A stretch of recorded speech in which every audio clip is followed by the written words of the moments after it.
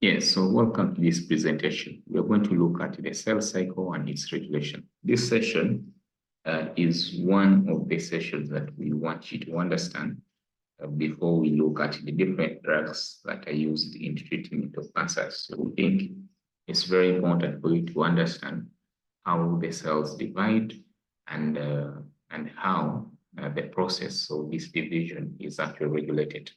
And that is therefore the purpose of this presentation. So we will be able to know the different phases of the cell cycle, what are the checkpoints in the cell cycle, and what's their significance, and then the role of proteins such as the cyclins and the cyclin-dependent kinases, and we see what they really do. And then we shall also look at the different regulators of the cell cycle. So when we talk about the cell cycle, we are basically referring to the fact that there are a series of events that happen within the cells that enable them to divide and grow, also differentiate into other cells, okay, or more specialized cells. So that is basically what we mean by the cell cycle. So we want to look at this process of growth and division to form different types of cells in the body. So the cell cycle can be divided into major two phases, the interphase and the mitotic phase. These are the key phases of the cell cycle. Okay, the interphase is divided into G1, S, and then G2. So it has 3 stages. Okay, and then the mitotic phase is where now the cell divides into daughter cells, 2 daughter cells, which are identical to the parent cell. And also it has its own phases. Okay, mitosis has prophase, metaphase, anaphase, and then the telophase. Okay, so sometimes some resources will have metaphase. I mean from metaphase as one of the stages of mitosis. From metaphase as one of the stages of mitosis. Okay, so when we talk about cell cycle, we are basically referring to the division. Just 1 minute.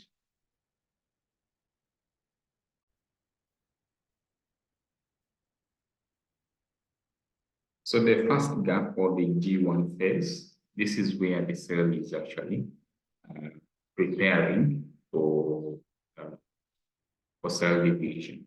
So it involves things like accumulation of building blocks of chromosomal DNA and associated proteins. So this is to say that the process of cell division will actually require proteins. So these the material that will be required for synthesis of these proteins, also for formation of the chromosomal DNA, these materials need to be available. So during these processes, it's about mobilizing these building blocks. Okay, and then also in preparation for DNA, during this, in preparation for DNA replication, during this process, the DNA is checked for whether it has any damages. And if the damages are actually available, then they have to be prepared. Okay, so one of the things that characterizes this stage is that the cell will increase in size, okay, because of the mobilization of these materials or proteins, molecules that will be required for synthesis of chromosomal DNA. Okay, so we move to the second stage, which is basically the synthesis stage. Okay, this stage is when DNA is being synthesized, and perhaps that is why it is called a S phase. Okay, so the DNA replicates, and this gives us sister chromatids. So you can see that we have unduplicated chromosome, and then the chromosome gives another identical chromosome, which are basically the chromatids, which are connected at the point called the centromere. Okay, so during the synthesis phase, we are having the DNA being duplicated, as well as the centromeres. The centromeres are very important because they will be the one that will allow the attachment of the mitotic spindle that will allow the chromosome to be able to separate later on during mitosis. So we move to the last stage of the interphase phase, which is basically the G2 phase, which is the second gap. With this, it's still about, it resembles G1 phase. It's still about mobilizing, ensuring that there are enough energy stores, more proteins are being synthesized, and organelles are also available. Organelles are being duplicated in order to have the new cell having identical organelles. Okay, so organelle duplication, the cytoskeleton is also being dismantled at this stage. Okay, still DNA damage repair continues, as well as the increase in cell size, or the cell actually grows in this third stage of the interphase.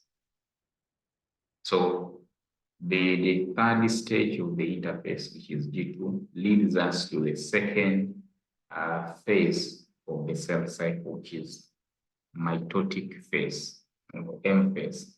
So with this, it is characterized by having a new cell, which is identical to the parent cell. Okay, so the new cell will have chromosomes, will have organelles, cell size, everything identical to the parent cell. Okay, so it is also divided into several stages: the prophase, metaphase, anaphase, and then the telophase, and then the last part, which is often not connected to the stages of mitosis, is the cytokinases, which is basically the division of the cytoplasm of the cell to form two daughter cells. So just like the way we checked in our previous image that we had earlier on, you could see that cytokinases is not under mitotic phase. Okay, so we have prophase, like I said earlier on. Sometimes some literature may not have what we call prometaphase, but prometaphase can also be regarded as one of the stages of the mitotic cell division. So what happens during these phases? With prophase, you basically you remember in the interphase, you're having the cell preparing for cell division. Okay, so you have, by the time the cell enters into mitotic phase, you have the requirements for cell division. Okay, what are those requirements? You have enough energy stores, you have enough proteins, or proteins have been synthesized, and you also don't have any damage the DNA. The damages have been repaired in the DNA. So that means that there should be, you have optimal conditions for the cell to proceed to the mitotic phase. So you have the DNA, which has already actually also duplicated. Okay. So what do you have in prophase? You have the chromosomes condensing and becoming very visible. Okay. And then you have the spindle fibers emerging from the centromeres. Remember, the centromeres are those points where you have the chromatids connected. The centromeres play very important role during separation, okay, from all the chromatids. And then you have the membrane around the nuclear actually breaking down. So the nuclear envelope breaks down in process, and then the nucleolus also disappears. And then when you move to prometaphase, you still have the chromosomes condensing, and then the kinetochores, which are basically proteins, that play an important role in the attachment of the spindle fibers to the chromatids. So you have them appearing around the centromere. And then the spindle fibers now are the ones that attach to them, kinetochores, and then be able to pull the chromatids to either end or either pole of the cell. And then we now move to the metaphase. So with this, you have the spindle fibers fully involved and actually at the opposite poles of the cell. Okay, and then the chromosomes are now lined around the center, and then perhaps that's where we have the one that alignment around the center of the center of the cell. Okay, that depicts the name metaphase. So the chromosomes are well aligned at the metaphase plate. Okay, and then the sister chromatids, each sister chromatid is actually attached to the spindle fiber originated from either pole of the cell. And then the anaphase, this is when now you have the separation. The key thing here is about separation. The chromatids are now being pulled to either pole of the cell. Okay, and then the telophase is now when you have this, the chromatids or chromosomes actually now at the end of the poles of the cell. Okay, so the nuclear envelope now starts to form around these sets of chromosomes. Okay, now the spindle fibers have done their role, which is basically to pull the chromatids to the poles. Then down at this stage, they can break down, they disappear actually. And then the last stage, which is the last process, is the cytokinases, which is basically the separation or the separation to form daughter cells, that cleavage, that breaking off to form separate individual daughter cells is what we call cytokinases. Now we have some cells which for them they don't really proceed to divide and give us more cells. So these cells instead I could say rest in quotes. They remain in a phase where they do not actively divide. Okay, they are not actively preparing to divide. So these cells include the nerves or the neurons, the cardiac muscle, and then the hepatocytes, or the ones we can call the liver cells. These cells don't really divide to give us more identical cells. Okay, so they are terminally differentiated, and they don't frequently divide. Okay, the cells that frequently divide are those that are found on our skin, for example, the intestinal epithelial cells, and then the stem cells, where we have blood cells coming from. Okay, so those are the cells that actively divide. Okay, so the cells that do not actively divide, yeah, they terminally differentiated. They cannot give us more. Are the ones we call the the quiescent cells. Okay, the quiescent cells. Okay, so they remain at a phase called GO phase, what we can also term as the alternative phase.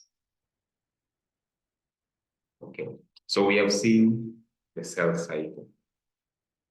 The cell cycle is very important for us to know, because sometimes you have issues where the cells do not divide normally. Okay, so if the cells don't divide normally, it means that the points of regulation of this cell cycle is not it's not well regulated. So if you have the cell cycle not well regulated, you have cells dividing normally, giving rise to what we call cancer. Okay, but the body is made in such a way that there are mechanisms that can control the cell cycle. Okay, so we are going to look at the mechanisms of control of the cell cycle. The first point that we want to discuss is what we call the checkpoints. Okay, so we have seen the cell cycle from the interface, which has the 3 stages, and then to the mitotic phase, which has the 4 phases or 5. That whole cell cycle has moments where checks have to be done for the process to continue to the next step. So that means that if the conditions are not fulfilled at one point, the cell cycle will not proceed, or the cell cycle will have to be halted. So these are the points we call the checkpoints. So we have the checkpoints occurring at G1 transition to the synthesis stage. That's the first checkpoint. So with this, it's basically about looking at whether the DNA is fully developed, is fully replicated, and that means that the daughter cell will be able to get the DNA. Okay, that is very very important. I think I've missed out something here. The first checkpoint, the one I've talked about, G1 to S, checks the quality of the DNA, the quality of the DNA.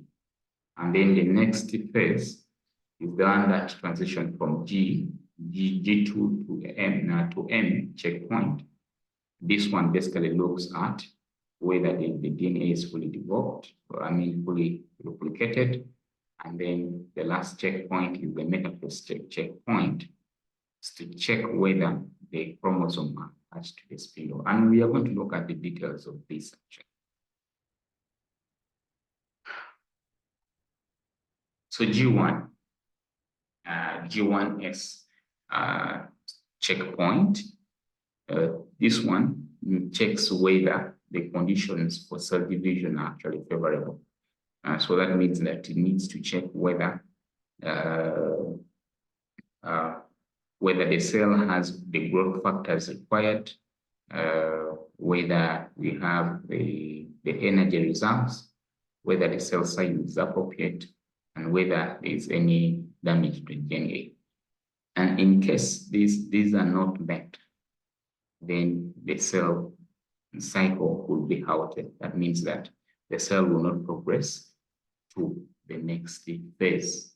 Okay, so that is the S1. G1S checkpoint. The next one, which is G2M checkpoint, checks about still continues to assess the cell size, checks the protein reserves, and ensures that proper DNA replication and absence of damage is actually there. So still, those requirements have to be fulfilled. That you have enough protein reserves, you have the DNA that is not damaged, and that also it will halt the process in case any problems are detected. Okay. And then the last one, which is the M checkpoint, which occurs near the end of metaphase. It checks to see if the spindle fibers are actually well attached to the sister chromatins. Because without the correct attachment, you will have certain cells or daughter cells missing some chromosomes. So you don't want that to happen. So like the first step, which is the G1S checkpoint, it is also irreversible. Okay, it is also irreversible. It means that the cell cycle will not proceed unless the corrections have been made. Okay. And then we look at another concept of the cell cycle regulation, which is the law of regulator molecules. So we have what we call the positive and negative regulators of the cell cycle. These actually have the potential to promote the cell cycle progression or to halt the cell cycle progression. So that means that for the cell cycle to continue, there should be these regulators actually play an important role in the progression. So the positive regulators are the ones that will promote the cell cycle progression. And we have the cyclins and then the cyclin-dependent kinases, which are basically enzymes. Okay, so these enzymes, the cyclin-dependent kinases, phosphorylates proteins involved in the cell cycle. Okay, that means that if these enzymes do not phosphorylate these proteins, it means that the cell cycle will not progress. Okay, so it is very important that these complexes are formed, the complexes which involve this, the enzymes, and then the cyclin-dependent kinases, which are basically enzymes, and the cyclins, which are also proteins. Okay, so they are very, very vital. So these complexes play an important role in enhancing or in promoting the process of cell cycle, the progression of the cell cycle. So these cyclins can be called the S cyclin if we are talking about the S phase, the transition from G1 to S, where you can term them as S cyclins. And then you also have the M cyclins, which are also very important in the M phase of the cell cycle. Okay, so they play an important role in phosphorylation and in preparation for replication of the DNA. Okay, and then the M are also very important because they're associated with the M phase of the cell cycle. And throughout the cell cycle, they keep on fluctuating in terms of the levels. And you can see that during the M phase, they are actually at the peak, and then they're at lowest G1 phase. Okay, so these cyclins are very, very key. And then we have the negative regulators of the cell cycle. And we are going to look at the examples here: retinoblastoma protein, and then the P53 protein, and then the P21 protein. Okay, so let's look at the role of these proteins and what they do. We can generally term them as tumor suppressor proteins. It means that they do not want, they do not promote these rapid cell divisions. So they suppress the cell division, and that's why we are calling them the tumor suppressor proteins. They are very And the retinoblastoma proteins are very active in the G1 phase of the cell cycle. So they also check and see if whether the cell is ready for cell, to enter the mitotic phase or not. So they check at around the G1 phase and see whether you have the DNA that is damaged and is not ready for replication. So what happens is that when the cell is not ready to divide, when those conditions have not met, the ones I talked about earlier on, then the retinoblastoma protein is going to be active in the unfoldated form.